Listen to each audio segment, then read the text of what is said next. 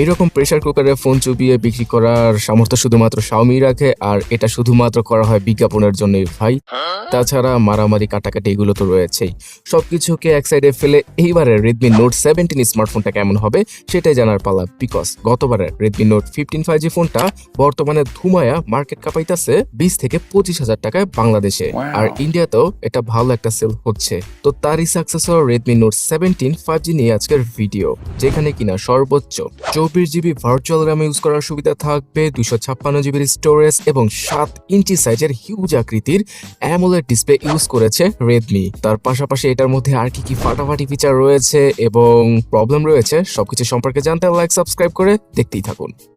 Okay, first of all ডিজাইনে এবার বড়সড় একটা পরিবর্তন এনেছে Xiaomi। গতবারের Redmi Note 14, 15 এই সিরিজের স্মার্টফোনগুলোর ডিজাইন অনেকেই পছন্দ করেন নাই আমার মতো, বাট এবারের ডিজাইনটা অনেকটাই সিম্পল এবং গর্জিয়াসও লাগে। পেছনে পুরোপুরি ফ্ল্যাট একটা ডিজাইন ইউজ করা হয়েছে, কিন্তু ক্যামেরা শুধুমাত্র একটাই। তার পাশাপাশি ফ্ল্যাশ লাইটটা ক্যামেরা বাম্পের ভেতরেই ঢুকিয়ে দিছে Xiaomi এবার।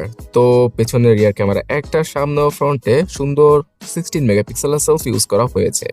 এই ফোনটাতে পাওয়া যাবে IP69 এর water dust resistant military certification, যাতে করে ফোনটা খুব সহজে ভেঙে না যায়, আবিজাবি ইত্যাদি ইত্যাদি।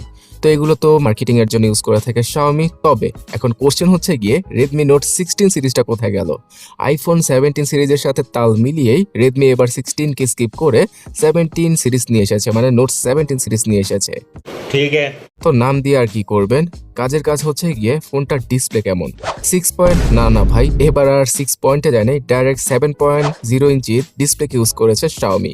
এই OLED প্যানেলের ডিসপ্লেটা স্যামসাং এর E4 Pro OLED প্যানেল, আর এখানে ফুল HD+ রেজলিউশন রয়েছে। তার পাশাপাশি 120 Hz এর রিফ্রেশ রেট এবং 1800 নিটস এর পিক ব্রাইটনেস পাওয়া যাবে। 1200 নিটস এর ম্যাক্সিমাম ব্রাইটনেসটা সব জায়গায় কাজে আসবে, আর ওদের আলোতে এটা ইউজ করার জন্য যথেষ্ট। আন্ডার ডিসপ্লে ফিঙ্গারপ্রিন্ট স্ক্যানারটার স্পিডও যথেষ্ট ফাস্ট ছিল। তো এখন এই ফোনটাকে ট্যাবলেট বলবেন না কি বলবেন জানি না, বাট এই বড় আকৃতির ডিসপ্লেটা অনেকের পছন্দ হবে, বিশেষ করে আমার মতো পোলাপান যারা কিনা বড় ডিসপ্লে দেখেই প্রেমে পড়ে যান, বিকজ ভিডিও এডিটিং অথবা গেম খেলার ক্ষেত্রে বড় ডিসপ্লে হলে বেটার হয়। বাট পকেটে আটবে কিনা সেই সম্পর্কে যদি সন্দেহ থাকে তাহলে বলে রাখি, ডিসপ্লের বেজেল খুবই পাতলা এবং এক হাতে ইউজ করতে না পারলেও পকেটের ভেতরে এই ফোনটা এঁটে যাবে। ভিডিও এডিটিং আর গেমিং এর কথা যেহেতু বলছি, এখানে Snapdragon 4 Gen 4 চিপসেটটা থাকবে চিপসেট হিসেবে। সো এটা শুনে হয়তো অনেকেই মন খারাপ করবেন, বিকজ গতবারের ফোনটাতে Snapdragon 6 Gen 3 ছিল, যেটা কিনা 4 Gen 4 থেকে শুনতে ভালোই লাগে। তবে এটা বলে রাখি যে 4 ন্যানোমিটার নটে তৈরি করে এই চিপসেটটাও যথাযথভাবে খুবই পাওয়ারফুল বাজেট অনুযায়ী।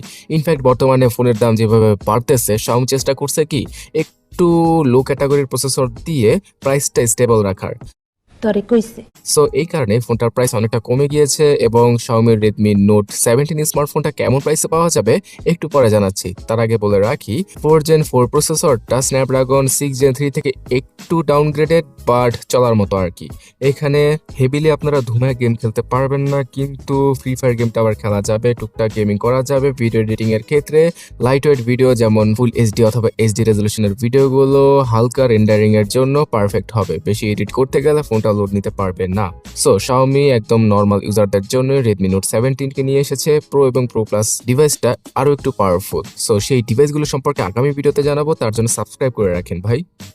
তো এই চিপসেটটা তো অতটাও পাওয়ারফুল নয়, বাট 4 ন্যানোমিটার নটে তৈরি করা, এটা দেখে খুব ভালো লাগলো, যার জন্য কিনা ব্যাটারি এফিসিয়েন্সিতে খুব ভালো একটা ব্যাকআপ পাওয়া যাবে। ব্যাটারির কথা যেহেতু বলছি, এখানে 6000, 7000 নয় 8000 mAh এর ডুয়াল সেলের সিলিকন কার্বন ব্যাটারিকে ইউজ করেছে Xiaomi।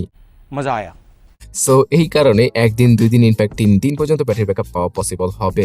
45 ওয়াটের ফাস্ট চার্জিং সাপোর্ট করবে ডিভাইসটি। চার্জারটা বক্সের ভেতরে ফ্রিতে প্রোভাইড করা হবে। আর সবচেয়ে অ্যামেজিং ব্যাপার হচ্ছে গিয়ে বাজেট ক্যাটাগরির এই ফোনটাকে পাওয়ার ব্যাংকের মতো ইউজ করা যাবে, মানে অন্য কোনো ডিভাইস, সেটা আইফোনে হোক না কেন, সেটাকে ফাস্ট চার্জ করতে পারবেন এই ডিভাইসটার মাধ্যমে। কারণ এখানে 22.5 ওয়াটের রিভার্স চার্জিং আউটপুট দিয়েছে Xiaomi, যে টেকনোলজিটা কিনা অনারের 50 থেকে 60,000 টাকা দামের স্মার্টফোনে পাওয়া যায়, ইনফ্যাক্ট ফ্ল্যাগশিপ ফোনগুলোতে পাওয়া যায়। তো এই জিনিসটা ভালো করেছে তারা। তাছাড়া স্টোরেজ হিসেবে 6128 এবং 8256 এইরকম ভেরিয়েন্টের সাথে আসবে Redmi Note 17।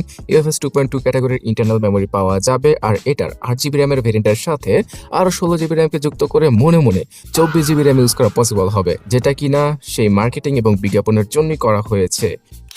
50 মেগাপিক্সেলের মেন ক্যামেরা, 16 মেগাপিক্সেলের সেলফি, এইরকম ক্যামেরা কম্বিনেশনের সাথে আসে রেডমির এই ডিভাইসটি। এখানে 4K রেজলিউশনে ভিডিও করার অপশনটা দেখতে পেলাম না, বাট ফুল এইচডি রেজলিউশনে 60 fps এ ভিডিও শুট করার অপশন রয়েছে। তো ক্যামেরাগত দিক দিয়ে একদম এভারেজ লেভেলের একটা পারফরমেন্স পাওয়া যাবে এবং ভালো ব্যাপার যে এখানে 8 মেগাপিক্সেলের সেলফিকে ইউজ করে নাই, না হয় ক্যামেরাটা একদম বাজে ক্যাটাগরিতে চলে যেত। কানেক্টিভিটি সেকশন ওয়াইফাই 5, ব্লুটুথ 5.4 এবং ডুয়াল ব্যান্ডের জিপিএস ইউজ করা হয়েছে। পাওয়া যাবে ডুয়াল স্টোরেজ স্পিকার আর ব্লাস্টার পোর্ট, যেটার মাধ্যমে সব ধরনের এসি, টিভি যেগুলো কিনা রিমোট কন্ট্রোলকৃতভাবে কন্ট্রোল করা যায়, ফোন দ্বারা কন্ট্রোল করা পসিবল হবে। সো গাইস, এবার প্রাইসিং নিয়ে জানিয়ে দেই। আশা করা যাচ্ছে চাইনিজ মার্কেটে 1099 ইউয়ান থেকে শুরু করে 1500 ইউয়ানের মধ্যে এটার প্রাইসিংটা সেট করবে Xiaomi। সো ইন্ডিয়ান রুপিতে বা ইন্ডিয়ান কারেন্সিতে এটা হয়ে দাঁড়ায় 15 থেকে 20,000 রুপি, আর বাংলাদেশি টাকায় 20 থেকে 25,000 টাকা। কিন্তু আপনিও জানেন, আমিও জানি যে এই প্রাইসে বাংলাদেশে অথবা ইন্ডিয়াতে পাওয়া যাবে না।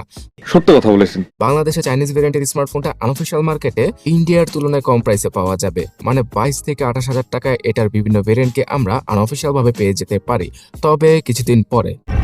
मगर क्यों? কারণ শুরুতে এটার প্রাইস অনেক বেশি থাকবে ভাই। আর ইন্ডিয়াতে যখন কিনা অফিসিয়াল ভাবে মানে ইন্ডিয়ান গ্লোবাল ভেরিয়েন্টটা লঞ্চ করা হবে না, তখন 20 থেকে 28,000 রুপিতে এটা ইন্ডিয়ান মার্কেট কাঁপাবে। তো প্রাইসিং নিয়ে আরো বিস্তারিত ভাবে এবং ডিটেলসে আগামীতে কনফার্ম ভাবে জানাতে পারবো, বিকজ ফোনগুলো এখনো অব্দি বাংলাদেশে অথবা ইন্ডিয়াতে আসে নাই। আর যেভাবে ফোনের প্রাইস বাড়তেছে না, আমার মনে হয় এই প্রাইসেও এবার সেলাররা সেল করতে পারবে না রেডমি নোট 17 স্মার্টফোনটি।